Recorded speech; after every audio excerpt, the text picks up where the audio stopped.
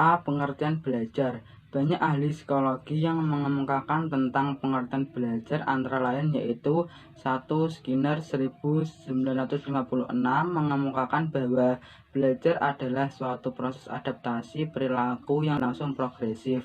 2. James Whittaker 1970 dan Morgan 1984 menyatakan bahwa belajar merupakan suatu perubahan perilaku yang relatif menetap yang merupakan hasil dari pengalaman atau latihan. 3. Ormond 2020 mengemukakan bahwa belajar merupakan perubahan jangka panjang dalam representasi mental atau asosiasi sebagai hasil dari pengalaman. 4. Mumford dan Gold 2004 menekankan bahwa belajar merupakan dan hasil terkait dengan usaha mencapai pengetahuan, keterampilan, dan wawasan baru. B. Jenis-jenis belajar. 1. Belajar pengetahuan. Belajar pengetahuan adalah belajar dengan cara memproses informasi dan melakukan penyelidikan terhadap objek pengetahuan tertentu. Pembagian jenis belajar berdasarkan materi dikemukakan oleh Gagner menjadi 5 kategori. 3 kategori belajar pengetahuan, 2 kategori lainnya belajar sikap dan keterampilan. Kategori belajar pengetahuan yaitu sebagai berikut. A. Belajar informasi verbal, yakni belajar untuk memperoleh pengetahuan dengan menggunakan bentuk lisan atau tertulis, baik berupa data, fakta, nama suatu objek, ataupun konsep. Dengan belajar informasi verbal ini, seseorang dapat berinteraksi dengan orang lain dalam kehidupannya. Contoh, belajar menyebutkan nama-nama organ tubuh, nama-nama benda di sekitar lingkungannya. B. Belajar kemahiran intelektual. Jenis belajar ini berhubungan dengan pengetahuan konsep, menyusun kaidah, dan menentukan prinsip. Misalnya, belajar tentang konsep kebersihan, kesehatan, atau kebersamaan. C. Belajar pengaturan kegiatan intelektual, yakni belajar bagaimana cara menangani aktivitas belajar dan berpikir sendiri. Misalnya, belajar pemecahan masalah seperti masalah kemacetan lalu lintas, pandemi, dan lain sebagainya yang menuntut kemampuan berpikir kritis atau kreatif. Benjamin S. Bloom mengemukakan tentang sasaran belajar pengetahuan dengan taksonomi belajar aspek kognitif yang meliputi 6 tingkatan.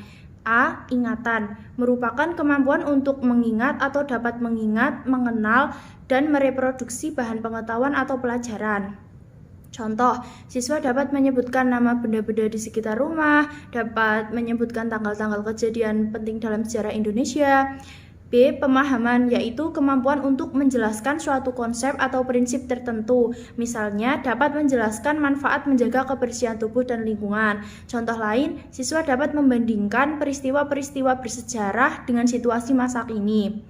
C. Penerapan atau aplikasi, yaitu kemampuan untuk menggunakan informasi dengan cara baru atau dalam situasi baru. Misalnya, siswa dapat menggunakan suatu teori dalam memecahkan suatu kasus. Contoh lain, siswa dapat menggunakan rumus dalam mengerjakan soal matematika. D. Analisis, yaitu kemampuan untuk memisahkan atau menguraikan suatu bahan menjadi komponen-komponen atau bagian-bagian untuk melihat hubungan dari bagian-bagian dan kesesuaiannya. Misalnya, siswa dapat mengelompokkan berbagai jenis bintik, garis, bidang, warna, dan bentuk pada benda 2 dan 3 dimensi di alam sekitar. E. Evaluasi, yaitu kemampuan membuat pertimbangan atau penilaian untuk membuat keputusan atas dasar internal atau eksternal. Misalnya, siswa dapat menilai cara yang terbaik dari beberapa cara untuk menyelesaikan suatu kasus. F. Kreatif merupakan kemampuan menghasilkan ide atau gagasan untuk menciptakan sesuatu yang baru atau meningkatkan nilai manfaat pada benda tertentu. Contoh, siswa dapat membuat karya seni dari barang-barang bekas. 2. Belajar abstrak merupakan kegiatan yang menggunakan cara-cara berpikir abstrak yang bertujuan untuk memperoleh pemahaman dan pemecahan masalah yang tidak nyata.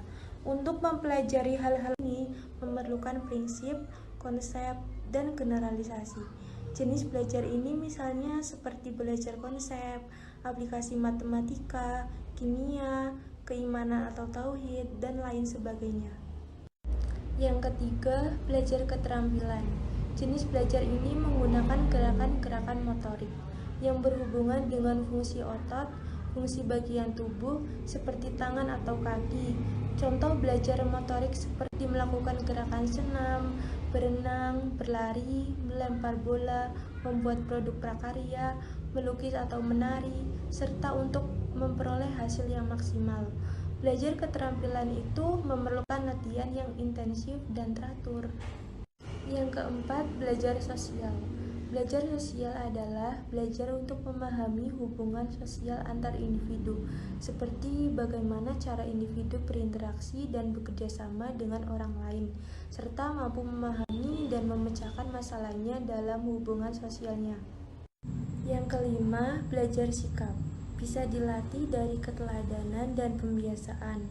Untuk membentuk kebiasaan baru atau memperbaiki kebiasaan yang tidak diinginkan, misalnya dengan cara belajar menghormati orang yang lebih tua, menggunakan bahasa yang baik dan sopan, saling tolong-menolong, dan lain sebagainya. Dan yang keenam, belajar apresiasi. Belajar apresiasi ialah mempertimbangkan arti penting atau nilai suatu objek. Tujuannya supaya anak didik dapat memperoleh dan mengembangkan kecakapan ranah rasa, affective skill, serta dapat menghargai objek tertentu, baik seperti apresiasi sastra, musik, lukisan, tarian, film, dan berbagai hasil karya kreatif lainnya. Baik, selanjutnya di sini saya akan menjelaskan tentang pengertian memori. C. Memori. Mengenai memori ini, di dalam proses pembelajaran ada beberapa asumsi dasar psikologi tentang bagaimana orang belajar, yaitu melalui suatu proses-proses kognitif yang mempengaruhi apa yang telah dia pelajari. Nah, pada proses-proses kognitif ini yang dimaksudkan adalah suatu hal-hal spesifik yang dia lakukan sebagai para pelajar secara mental ketika mereka berusaha untuk menafsirkan serta mengingat apa yang telah mereka lihat, dengar, serta dipelajari.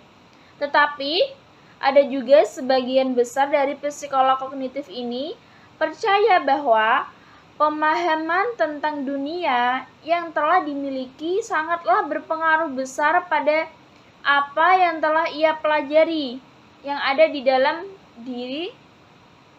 dalam diri anak tersebut. Dan secara efektif orang dapat belajar dari pengalaman-pengalaman yang telah mereka lakukan.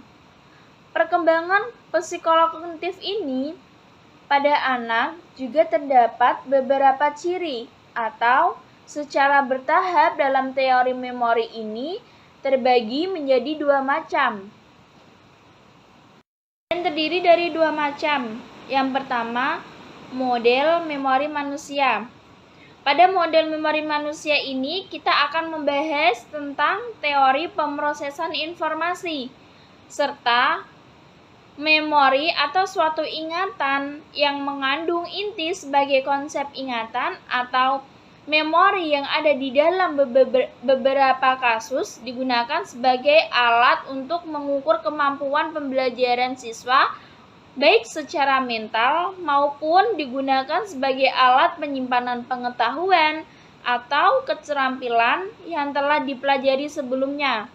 Nah, pada memori atau ingatan manusia terdapat beberapa macam yang dibedakan atas.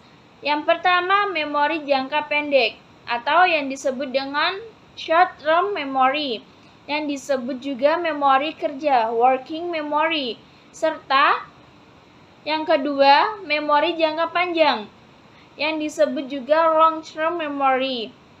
Nah, pada model memori manusia ini terdapat contoh, yaitu suatu proses penerimaan atau suatu pemrosesan serta suatu penyimpanan informasi di dalam proses pembelajaran yang terdapat di dalam buku tematik di kelas 2 SD.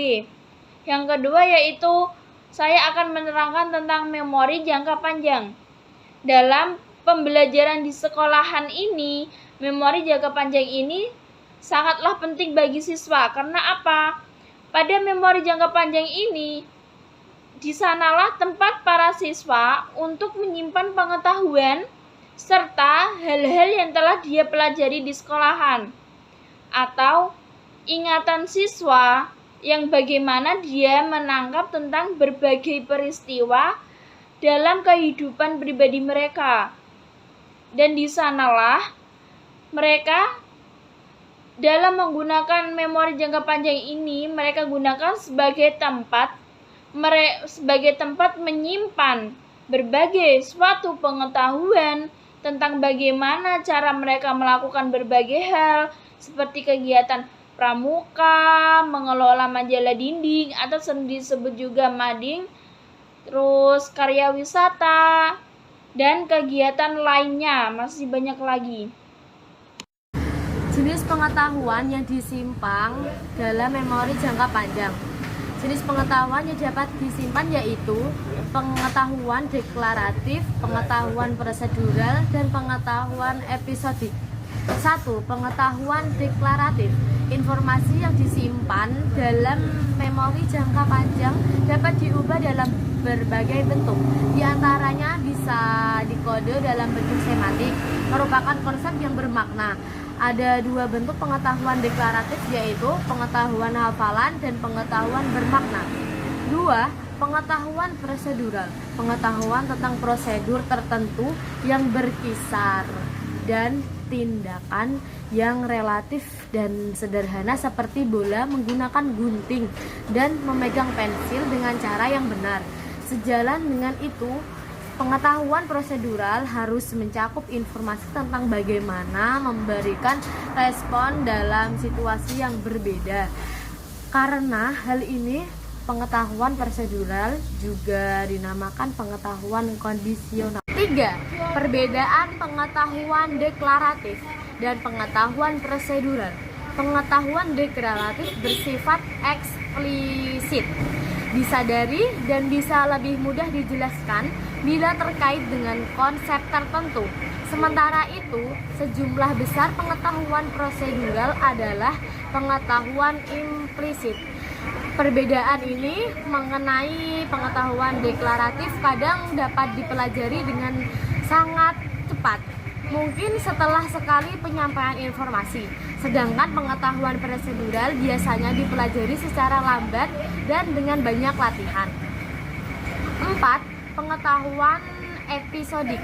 Pengetahuan episodik dapat disebut sebagai bagian dari pengetahuan deklaratif yang lebih condong kepada kepribadian, autobiografi, peristiwa-peristiwa, dan sering ditimbulkan secara emosional oleh memori, misalnya pengetahuan tentang sejarah perjuangan kemerdekaan Indonesia.